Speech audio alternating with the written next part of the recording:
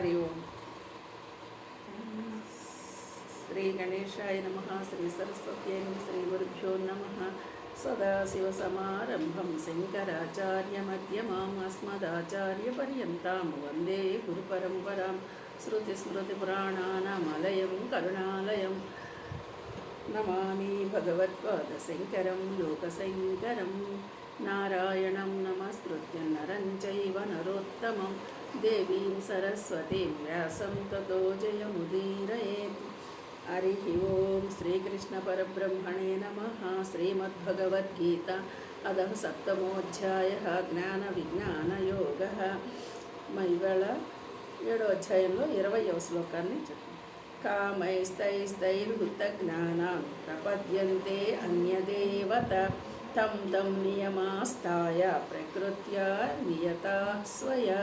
ఇక్కడ చూడండి, ఒకే అక్షరము కొంచెం కష్టంగా పలకటం. కామై స్తైస్తైరుత జ్ఞానం అంటే తై కామై అంటే నానా విధములైన ఆయా భోగ వాంఛలచ్చు. అంటే ఇప్పుడు మనిషి ఎలా ఉంటున్నాడు? కామము అంటే కోరిక.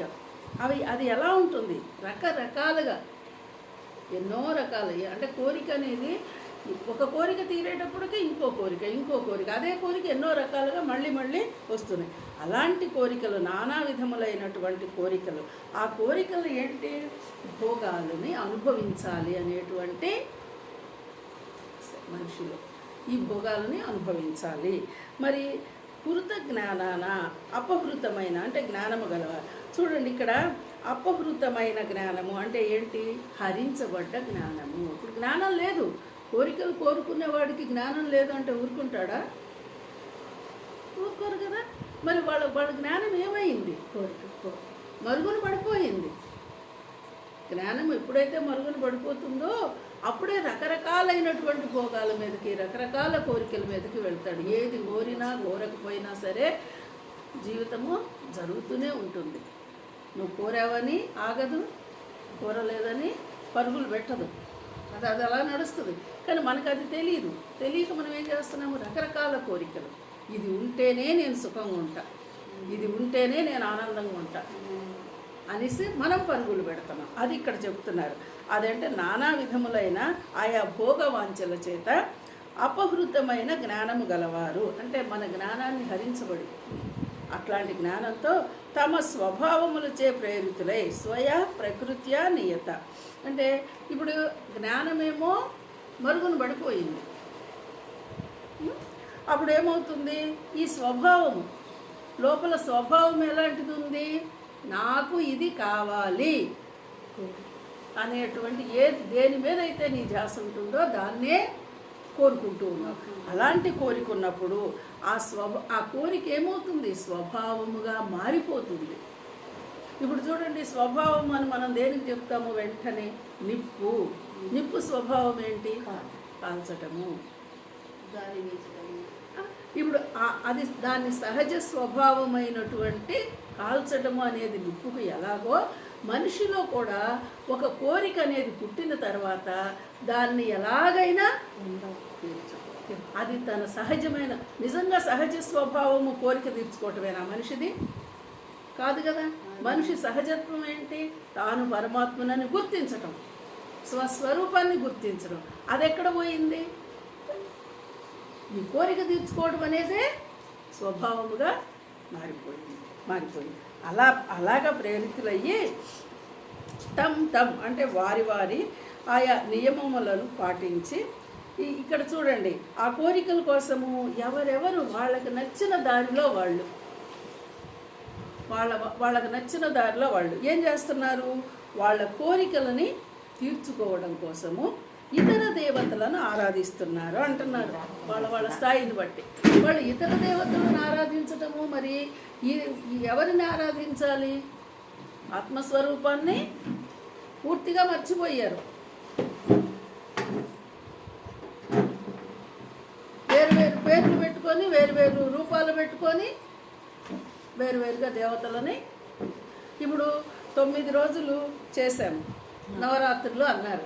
మరి ఉన్నది ఒక్కటే శక్తి స్వరూపిణి అని భగవద్గీత అధ్యయనం చేస్తున్న మీ అందరికి కూడా తెలుసు.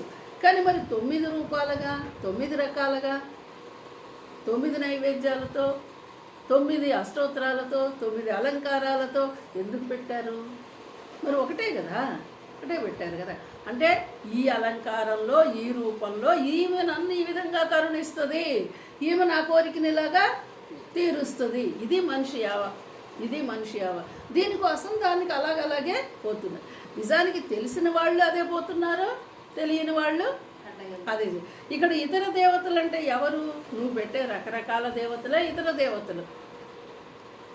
నీ ఒక్క నేనే బ్రహ్మని అని తెలుసుకున్నవాడు, ఆ పరమాత్మ స్వరూపము అదే బ్రహ్మ అని అర్థం చేసుకున్నవాడు ఆ బ్రహ్మ తప్ప మిగిలినవన్నీ ఇతర దేవతలేనమ్మా. నువ్వు ఏ రూపంగా పెట్టు, ద్వంద్వమే అవన్నీ. ఈ ద్వంద్వాల్లో పడి కొట్టుకొని పూజలు చేస్తున్నాడు. ఎందుకు చేస్తున్నాడు ఈ పూజలు?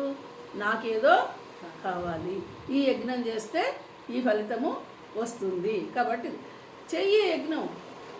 కానీ అది ఎలా అయిపోయింది? ఇవాళ విపరీతమైపోయింది. ఎందుకు చేస్తున్నామో తెలియదు, ఏం చేస్తున్నామో తెలియదు. వాళ్ళు చేస్తున్నారు, వీళ్ళు చేస్తున్నారు, నేను చేస్తాను. మనం చేయకపోతే ఎట్లా?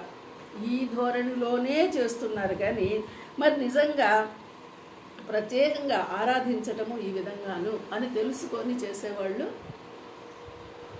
అంటే ఇక్కడ కృష్ణ భగవానుడు ఏం చెప్పదలుచుకున్నారంటే మనకి స్వామి ఈ శ్లోకంలో నానా విధములైన భోగవాంఛలను కోరుకొని వ్యక్తి ఎప్పుడైనా సరే రకరకాలైనటువంటి భోగాలను కోరుకొని, ఏదైనా కావచ్చు, ఐశ్వర్యం, ఆనందం, ఎన్ని పేర్లన్నా పెట్టు, ఆ భోగాలను కోరుకొని వాటి కోసము వాళ్ళ జ్ఞానము హరింపబడి, తనలో ఉన్నటువంటి జ్ఞానము పూర్తిగా మూసుకుపోయింది. మనం అంటాం చూడు, మాయలో పడిపోయారు, లేకపోతే ఆ మోహంలో పడి కళ్ళు పొరలు గమ్మేశాయి, ఏదో రకరకాల మాటలు మాట్లాడతారు కదా. ఇదిగో ఈ కోరిక ఎప్పుడైతే మనసులో తీవ్రంగా అయిపోయిందో నిజంగా నీలో ఉన్నటువంటి ఆత్మస్వరూపానికి సంబంధించిన జ్ఞానం పూర్తిగా హరించుకుపోతుంది. మీరు కూడా అంటున్నారు కదా, ఎందుకు మనం తెలుసుకొని కూడా ఎందుకు చేయలేకపోతున్నాం, ఇదిగో ఇందుకే ఈ జ్ఞానము తప్పిపడిపోతుంది. ఇగో ఇలా హరించబడ్డ జ్ఞానము వారి స్వభావాలకు అనుకోండి. ఇప్పుడు ఇంకేంటి, ఒక్కొక్కళ్ళు వీళ్ళకి ఈ అధికారం లేదండి, ఆ వర్గం వాళ్ళకి ఆ అధికారం ఉందండి, ఈ కులం వాళ్ళకి ఈ అధికారం లేదండి, వీళ్ళు జంతు బలులు ఇవ్వచ్చండి, వాళ్ళు ఇవ్వకూడదండి, వాళ్ళు అదేనే నెయ్యితోనే హోమం చెయ్యాలండి, ఎవరు రకరకాలు చెప్తారు. ఎందుకు చెప్పటంలా? ఎవరెవరి దగ్గర వాళ్ళు చేస్తూనే వారి నియమాలు, అంటే ఇక అక్కడ పెట్టిన నియమాలని ఆచరిస్తూ వాటి కోసము ఆ దేవతలని ఆరాధిస్తున్నారు. అంటే ఇక్కడ ఈ మాటకి ఏంటంటే మామూలుగా అర్థం చేసుకునే వాళ్ళు, కృష్ణుడు గీతలో నన్ను మాత్రమే పూజించండి, ఇక ఇతరులను పూజించొద్దని చెప్పాడని చెప్పేవాళ్ళు ఎక్కువైపోయారు ఈవేళ. అలాంటి వాళ్ళు ఎక్కువైపోయారు. అదేమనంటే మేము కృష్ణ భక్తులమే, కృష్ణుడు ఇదే చెప్పాడు, కావాలంటే మీరు ఆ శ్లోకం చూడండి అని చెప్తున్నారు. ఇక్కడ కృష్ణుడు ఏం చెప్పాడు? నన్ను నీలో గుర్తించవయ్యా అన్నాడు. అది కూడా కృష్ణ భగవానుడు చెప్పలా, భగవాను వాచ, నీలో ఉన్న భగవానుని గుర్తించు, అది నీ స్వరూపము అంతే, అది తప్పక మిగతా అన్నీ ఇతరములే. ఇలా అర్థం చేసుకోవడానికి బదులు అలా అర్థం చేసుకుంటున్నాం. అందుకని కృష్ణుడే చెప్పాడు నన్ను తప్ప వేరే వాళ్ళని పూజించొద్దని, కృష్ణుడిని మాత్రమే పూజించండి. 121 ప్రసాదం ఖచ్చితంగా పెట్టండి, ప్రతిరోజు 21 ప్రసాదం పెట్టండి, కృష్ణుడు తింటాడు. ఇది గోల ఎక్కువైపోయింది. అది చెప్పేవాళ్ళు అది చెప్తున్నారు, ఇది చెప్పేవాళ్ళు. అసలు నిజంగా ఎవరికి వాళ్ళు అర్థం చేసుకొని చేస్తే నువ్వేంటో, నీ స్థాయి ఏంటో నీకు తెలుస్తుంది. ఇది మనకి ఈ శ్లోకం చెప్పినటువంటి అర్థం. ఓకే, హరి ఓం.